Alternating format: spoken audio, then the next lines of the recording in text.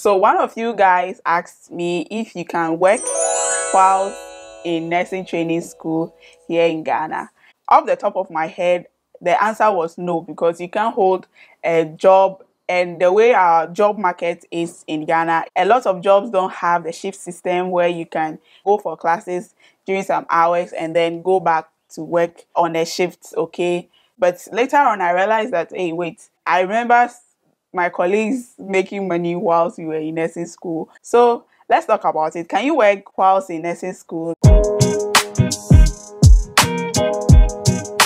So holding a full-time job, going to classes and then going to work, it's not possible because of how our schools are structured for the entry programs. If you are already working and you are going to do a post-basic program or you are going to upgrade, that is a different story, because we have sandwich programs, online programs, weekend programs, and the like that you can do whilst you are still working. So that is a different ball game. But when it comes to the basic programs, and if you are going to the training school, for the university, it can be managed in a way that if you have a good boss. But for the training school, the way the training schools are structured and the course outlines are structured, it's not that flexible, okay? So you go to class, sometimes we go to class around 7 a.m. and we are coming back to the hostel around 5 p.m. So you can't hold a full-time job, a job that requires you to work 8 hours a day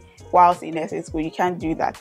But if there are any jobs around that can be weekend jobs, maybe it's a fuel station where the manager can allow you to come and work Saturday, Sunday, okay? So then those ones you can go. If there are restaurants around that run shifts, then you can also take up those jobs. But you can only do these ones if you are not a boarder. If you are a day student, then you can also do this. You can do these kinds of jobs, getting some local fuel to support you. If you want to take that route, then you have to manage your time well, because nursing school is demanding.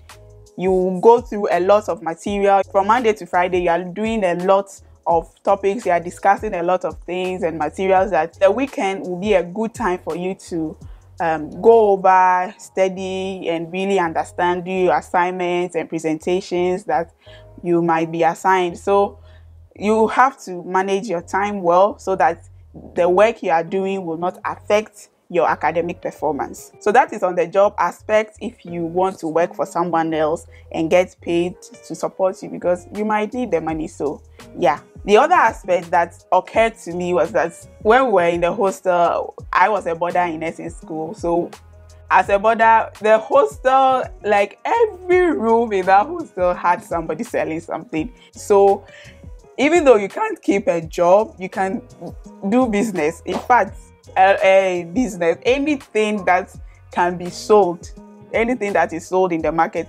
except the contobre, you know, the perishable goods, but anything that is sold in shops, from clothing, so underwear, panties, braziers, nightgowns.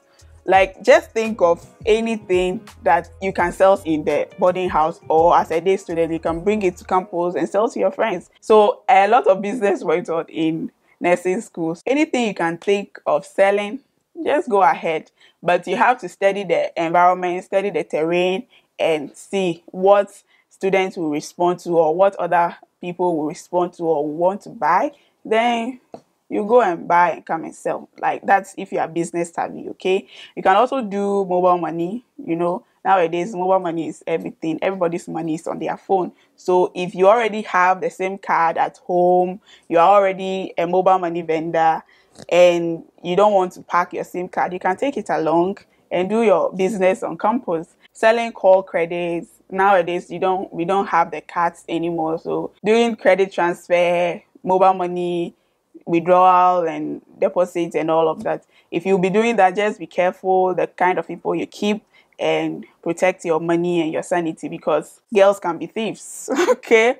Another thing you can do to earn you more money in nursing school is if you have a skill already. If you already have some skill, maybe you are a makeup artist, so you are able to do makeup for people for a fee, you don't give up on those ones, okay? So you can book your clients, because mostly weddings and occasions happen over the weekend. So you can book your clients and have their makeup done and get some local fuel, and then you come back to school. So if you have some skill that already generates money for you, you can still utilize those skills. So another example is baking of cakes or pastry making. So if you already have a business where you make pastries and you get orders, you can, maybe you have to reduce your clientele so that your orders will not come so much that you will not be able to fulfill them. Or if you have help at home, people who will help you to make those orders, you don't give up on those ones and say that because I'm in school, maybe that will give you more income to make your life easy on campus. So you don't give up on that.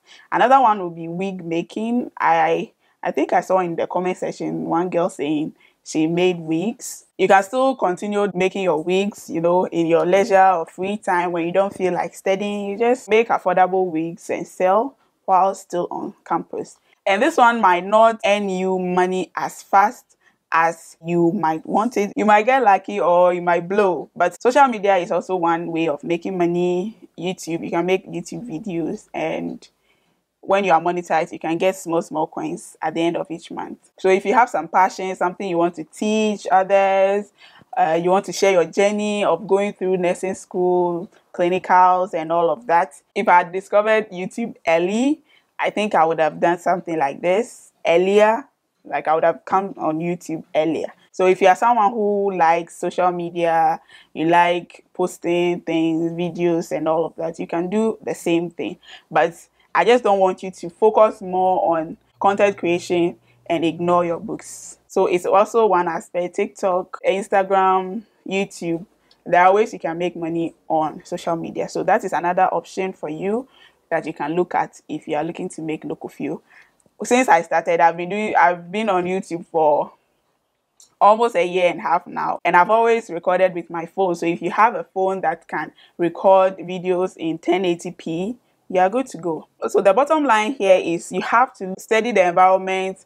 Ideally, I would advise that you go for the first semester, at least halfway through the first semester, and see how things are on campus, see how the lectures are going, see how you are adjusting. How will I be able to adjust? Okay, so this is the hours we cover each week. Will I be able to add extra commitments to this? And then you decide going forward, okay? Because the first semester is where you take in everything that you are going to do in school and adjust to it, okay? So you can go start school, adjust, and then you know what to do next. Because a lot of my colleagues that got into the trading aspect, selling things and all, they most of them started in second year, okay?